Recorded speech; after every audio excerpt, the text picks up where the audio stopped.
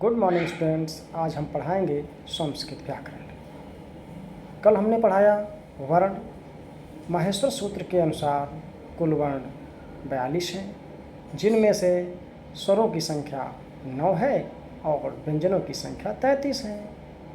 इसके बाद हमने स्वरों का विभाजन किया मात्रा के आधार पर। स्वर 3 प्रकार के होते हैं, ह्रस्व, दीर्घ और प्लुत। अब आगे सभी ह्रस्व, दीर्घ एवं प्लुत स्वर वर्ण अनुनासिक और निरनुनासिक भेद से 2 प्रकार के होते हैं। अब इसके बाद अनुनासिक क्या होता है, उसकी परिभाषा क्या है। जिस स्वर के उच्चारण में मुख के साथ नासिका की भी सहायता ली जाती है उसे अनुनासिक स्वर कहते हैं। जैसे आ, ए, आ के ऊपर चंद्रबिंदी और ए के ऊपर चंद्रबिंदी, ये अनुनासिक। इसी प्रकार समस्त स्वर होते हैं। निरनुनासिक की परिभाषा क्या है। जो स्वर केवल मुख से उच्चरित होता है वह निरनुनासिक स्वर है।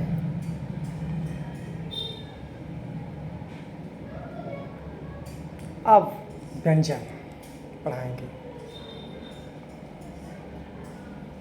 हमने बताया व्यंजन जो हैं 33 होते हैं माहेश्वर सूत्र के अनुसार। जिन वर्णों का उच्चारण स्वर वर्णों की सहायता के बिना नहीं किया जा सकता उन्हें व्यंजन या हल कहते हैं। स्वर रहित व्यंजन को लिखने के लिए वर्ण के नीचे हल चिन्ह लगाते हैं। संपूर्ण व्यंजन निम्न तालिका में दर्शाए गए हैं। जैसे क, ख, ग, घ, अंगा, इसको क वर्ग कहा जाता है और इसको कु भी कहते हैं। इसी प्रकार चा, छा, जा, झा, या को चा वर्ग चू कहेंगे। टा, ठा, डा, ढा, ड़ा को टा वर्ग कहेंगे, टू कहेंगे। ता, था, दा, धा, ना को ता वर्ग कहेंगे और तू कहेंगे। प, फा, बा, भा, मा को पा वर्ग या पू कहेंगे।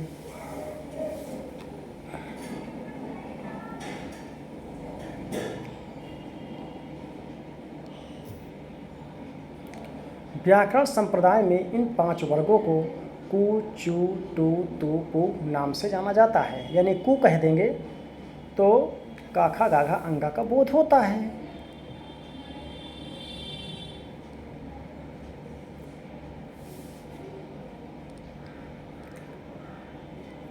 अब इसके बाद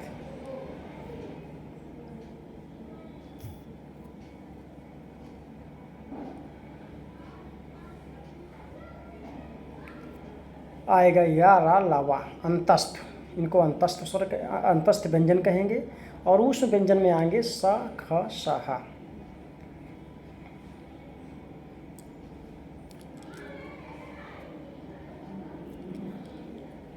अब नंबर 1 पे स्पर्श व्यंजन। व्यंजनों के प्रकार देख लीजिए। स्पर्श व्यंजन में क्या आते हैं। का से लेकर माँ तक के 25 वर्णों को स्पर्श कहते हैं। इनके उच्चारण के समय जीवा मुख के विभिन्न स्थानों को स्पर्श करती है। प्रत्येक वर्ग के अंतिम वर्ण अंगा, या, अड़ा, न, मा को अनुनासिक भी कहा जाता है क्योंकि इनका उच्चारण मुख के साथ नासिका से भी होता है। जो 5 हैं अंगा, अड़ा, या, अड़ा, न, मा, इनका 2 हैं, यानी अनुनासिक भी हैं, अनुनासिक के साथ साथ स्पर्श भी होते हैं।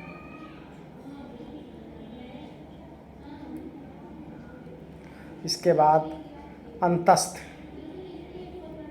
व्यंजन में क्या आते हैं देख लीजिए। यारा, लावा, यारा, लावा, इन 4 वर्णों को अंतस्थ वर्ण कहते हैं। इनको अर्ध स्वर भी कहा जाता है।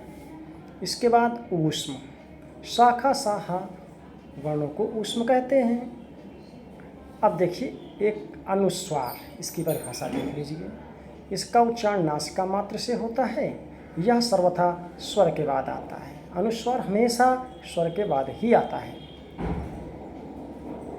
यथा जैसे अहम, सामान्यतः म,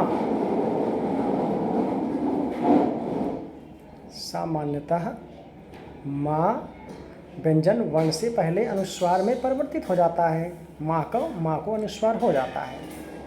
अब देख लीजिए विसर्ग क्या होता है।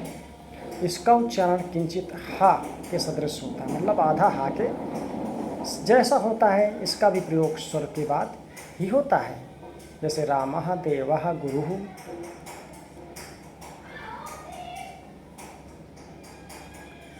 अब इसके बाद संयुक्त व्यंजन। कुछ संयुक्त व्यंजन होते हैं। दो व्यंजनों के संयोग से बने वर्ण को संयुक्त व्यंजन कहा जाता है। जैसे छा, छत्री वाला जो छा होता है वो का और मूर्धन्य सा से बनता है। त्रा जो है ता और रा से बनता है। और ज्ञा जो होता है वो जा और इया से बनता है। इसीलिए विद्वान इसका उच्चारण, ज्ञा का उच्चारण ज्या करते हैं, क्योंकि जा और इया से बनता है। जय हिंद।